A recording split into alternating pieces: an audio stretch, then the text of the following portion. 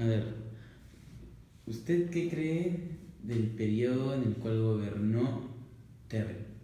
Fernando Belaúnde Terry, Ujú. su segundo gobierno, del Sí, 80 al 85. es. Veníamos de un gobierno dictatorial, militar, y cuando entra Belaúnde Terry a su segundo gobierno, era prácticamente un revanchismo de lo que el gobierno militar hizo. Entonces él se concentró en ir soltando todo lo que el gobierno militar amarró. En este caso, por ejemplo, las elecciones fueron eh, cada vez mejor llevadas. Ya anteriormente, durante 12 años, no se habían hecho elecciones. Se regresó a las instituciones a su nivel de operación, porque anteriormente era el ejército el que dominaba las instituciones y las llevaba como el gobierno militar quería. Adicionalmente, en este gobierno, Belaúnde Terry se preocupa mucho de ver una expansión de carreteras y hace la Marginal de la Selva, que fue una de las más grandes, entre muchas otras carreteras, conjuntos habitacionales, infraestructura en general, que era requerida a lo largo de los años del gobierno militar. Algo de eso se había retrasado. Tuvo problemas con la economía. La economía que se había planteado en el gobierno militar era totalmente centrada en lo interno y bloqueando más bien en un bloque del Pacto Andino todo lo que era ingresos externos.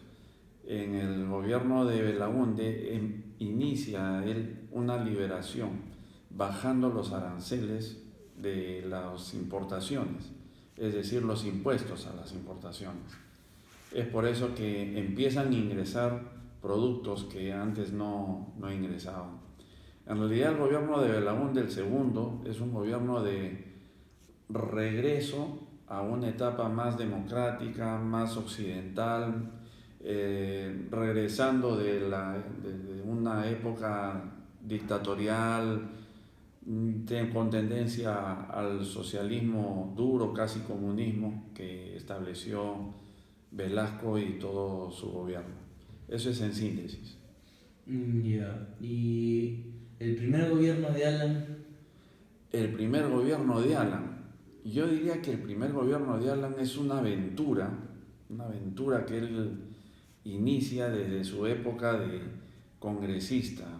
Él cuando llega de Europa, de haber estudiado ciencias políticas en la Sorbona y en París también estudió ciencias políticas durante mucho tiempo, regresó a Perú y empieza toda una actividad política y él quería innovar, como joven que era, tenía solamente 35, 36 años.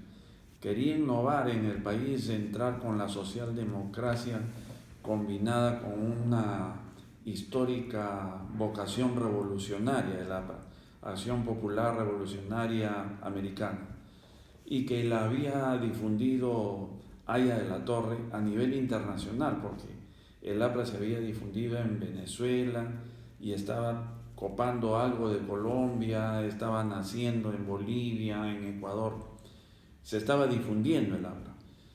Entonces la vocación que toma el gobierno de Alan García, su primer gobierno, es armar una revolución, como el nombre del APRA lo decía.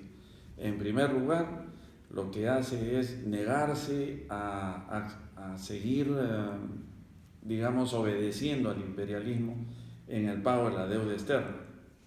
Y eso trae serios problemas porque nosotros dependíamos del crédito internacional, no teníamos ingresos suficientes en esa época y siempre estábamos en un sistema de endeudamiento progresivo que tenía que tener un apoyo externo en cuanto a las tasas, en cuanto a las refinanciaciones, que eran prácticamente cada 2 o 3 años que se tenía que refinanciar, etc. Estábamos en problemas económicos.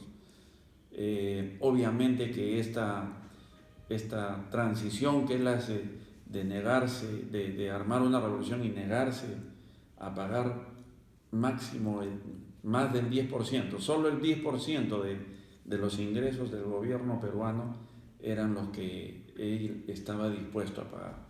Esa rebeldía nos cuesta a nosotros una serie de sanciones que no fueron difundidas en los medios, pero muchas de ellas tomaron parte de la economía del país y la bloquearon. En principio escaseaban los dólares enormemente, no teníamos ingresos de dólares por préstamos. En segundo lugar, la economía del país entra en una inflación tremenda porque precisamente nosotros dependíamos de ingresos de moneda externa, y como no había ese ingreso, simplemente empezó a fabricarse billetes sin sustento de préstamos, es decir, cada vez que echaban a andar la maquinita a imprimir soles, al no haber dólares, cada dólar tenía que costar más. Si cada dólar costaba más, todo lo importado costaba más. Si todo lo importado costaba más en soles, pues tenían que pagar más por ello y por lo tanto todo se encarecía. La inflación fue demasiado galopante, llegó a más de 3 cifras por año, más de 1000% al año en los últimos años de este periodo de Alan. Otro tema muy trascendental de lo que él hizo fue generar una serie de distorsiones económicas en su tratamiento de modificar históricamente todo. Concentró, por ejemplo, toda la producción arrocera en Lima, creó una entidad que acopiaba el arroz de todo el Perú en Lima y luego supuestamente lo tenía que volver a distribuir. Semejante trabajo originaba unos sobrecostos inmensos. Y por último, el manejo de este sistema del arroz concentrado en Lima se vio complicado con una serie de tal vez temas de corrupción. Igualmente el dólar lo dividió en dos partes, un dólar muy caro para lo que era el común de los peruanos y un dólar que estaba muy barato para algunas entidades y compañías que se suponía convenía que tuvieran un dólar barato para beneficio, entre comillas, del pueblo. En este caso se han descubierto muchos temas en los que a veces se exportaban piedras con tal de tener un dólar MUC que luego vendido en otro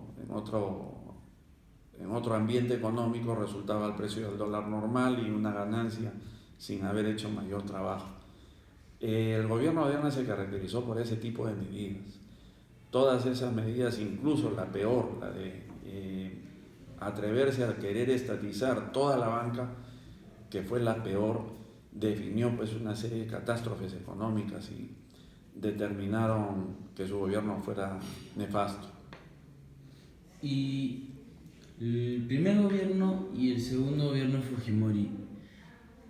Y para concluir después de eso, ¿qué dirías en estos 4 gobiernos? ¿Cuál fue el que más afectó a la economía y qué cambiarías para mejorar hoy en día la economía?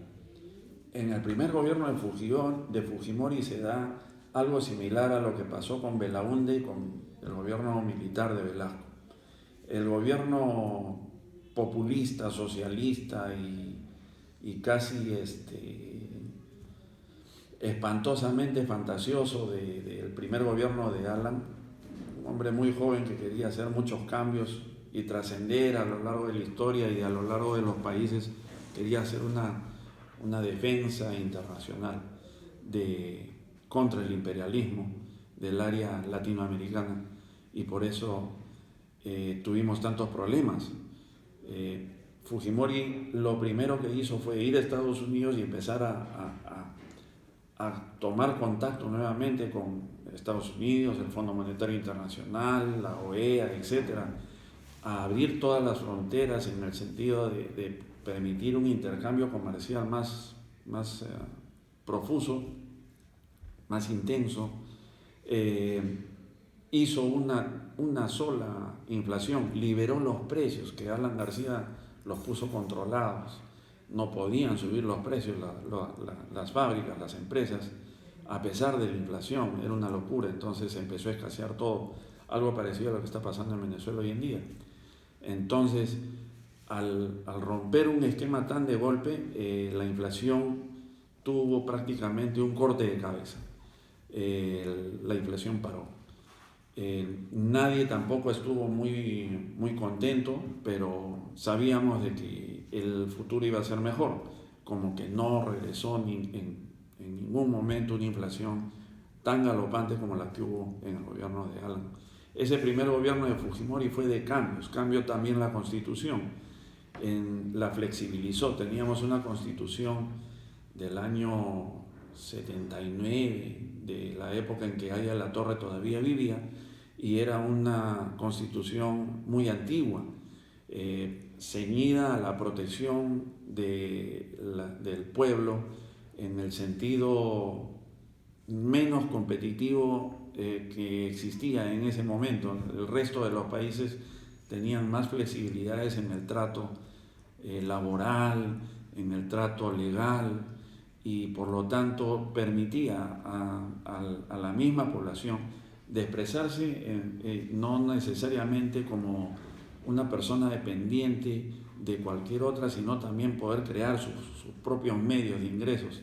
Es por eso que en el primer gobierno de Fujimori se dictan medidas en las que cada persona podía adquirir una presencia económica de microempresa, y por lo tanto cada persona podía hacer negocio legalmente, lo que antes no existía. Eso sí fue completamente distinto a lo anterior. Permitió que se diera el tema de la pequeña empresa, y también surgió mucha informalidad, alentada en realidad por este primer gobierno de Fujimori, para que la economía se desarrolle. Felizmente dio resultado, la economía creció, se reconcilió con el Fondo Monetario Internacional, llegaron dólares, se invirtieron bien en infraestructura, agua, desagüe, energía eléctrica, pistas, veredas, urbanizando los conos, de modo que los conos tuvieran medios. Esa gente que no tenía cómo poder hacer negocio, empezaron a hacer negocio, más con la facilidad de una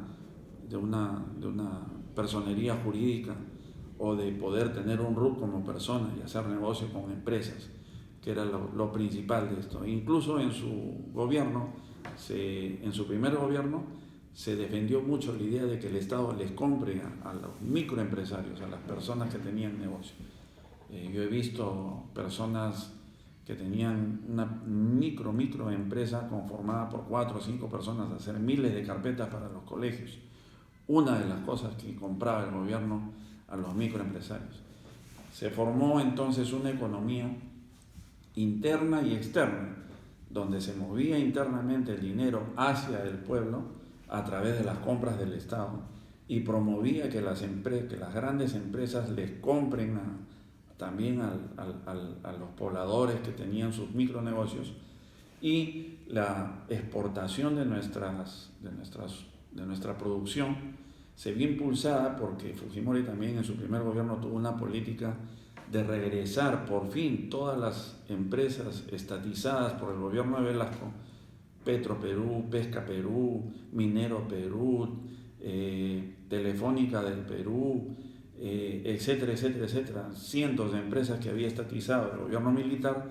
Él tuvo el coraje de venderlas, prepararlas y venderlas a empresas privadas que las potenciaron en realidad, y lejos de seguir perdiendo dinero el gobierno financiando empresas que obviamente el personal que estaba ahí trabajando en esas empresas no sabía hacerlo, empezaron a levantarse esas empresas y empezaron a tener utilidades, y obviamente el gobierno recibía su compensación en los impuestos que pagaban estas empresas.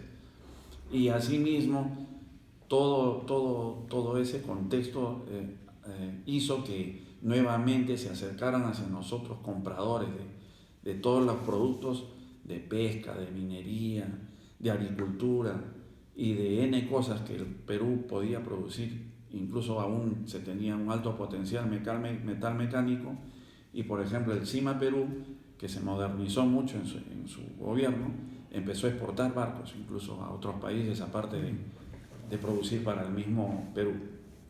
En el segundo gobierno de Fujimori ocurre algo que no se tenía pensado. La reelección de Fujimori se dio en base a sus éxitos con el senderismo, que fue muy apoyado por Fujimori, la política de combatir el terrorismo, ¿no? Combatió el terrorismo en todos los frentes: político, religioso, moral, ético, militar y de apoyo a la población. Convirtió esa lucha antiterrorista en una lucha prácticamente a todo nivel, en todo campo, y lo logró. El terrorismo retrocedió enormemente en todo aspecto, incluido el éxito de la casa del embajador japonés, ¿no? Cuando el MRTA toma y los comandos Chavín de Huántar la recuperan con un mínimo costo de un solo rehén fallecido. Entonces, todo este éxito del primer gobierno, en el segundo gobierno, un poco que ya no se podía avanzar tan notoriamente como el primer gobierno, porque todo lo logrado ya había generado una base muy alta, una valla muy alta sobre la cual seguir avanzando era un poco más complicado. Entonces, algo se concentra en lo que es el narcotráfico, pero parece que en este ínterin su principal asesor, Vladimiro Montesinos, toma una actitud un poco distinta a lo anterior, un poco, digamos,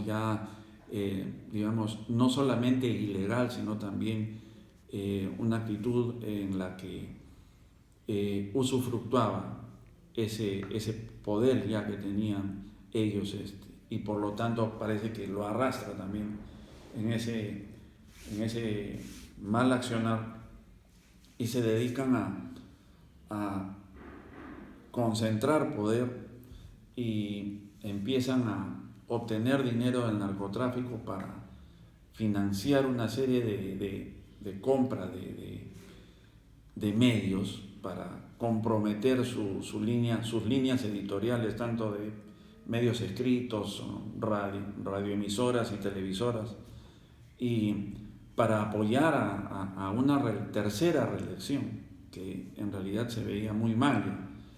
Si bien se le religió enseguida a Fujimori, se suponía que, de acuerdo a su propia constitución que él armó con su Congreso Constituyente, no debía darse otra más, y lo que él estaba proponiendo era precisamente un referéndum, y lo hizo el referéndum, y se accedió entonces a que se fuera reelegido, pero todo estaba manejado desde un tema de bombardeos, los famosos psicosociales que él organizaba a través de todos los medios, y tenía a toda la gente de política,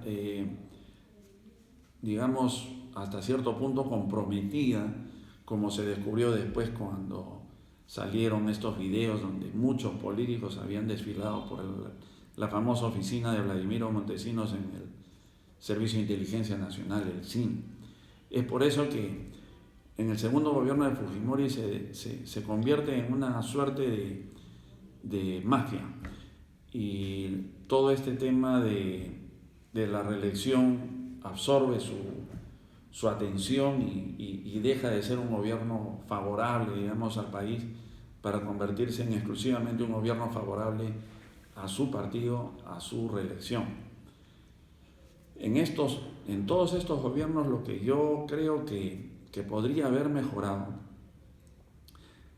sería lo siguiente, ¿no? Yo creo que hemos estado en estos gobiernos en unos vaivenes de izquierda a derecha que parecía exagerado, es decir, de un comunismo radical del gobierno militar a una apertura total en el caso del segundo gobierno de Belaúnde, a una aperturar nuevamente todo, regresar otra vez a la derecha más burguesa y antigua, regresar a una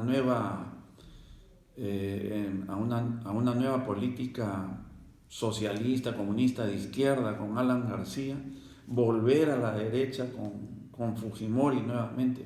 Estos vaivenes nos han tenido avanzando hacia un lado y retrocediendo nuevamente hacia el otro lado.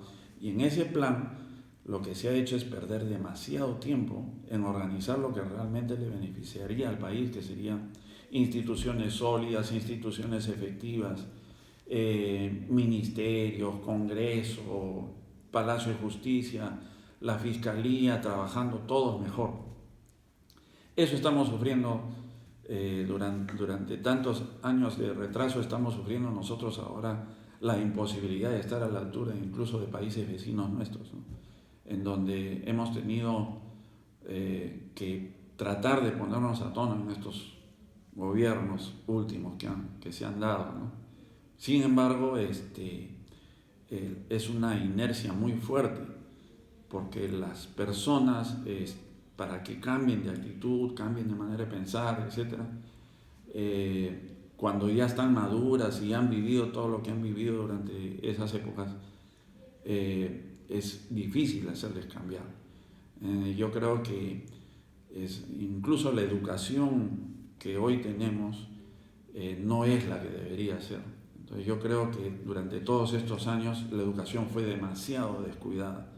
Fue viniendo de más hacia menos, no de menos hacia más, que era lo lógico. La educación en la época del gobierno militar y anterior era mucho mejor que la educación pública que se ha estado dando en estos años, cada vez peor. Y es por eso que calculo yo que nuestro principal problema es ese actualmente, ¿no? La educación. La educación debió mejorarse, no quitarle recursos. Las instituciones debieron fortalecerse, no manejarlas como títeres para beneficio de cada gobierno que quería ir o a la derecha o a la izquierda. Y yo creo que pensar un poco más en el país y menos en sus posiciones políticas, en sus partidos. Eso es. Gracias.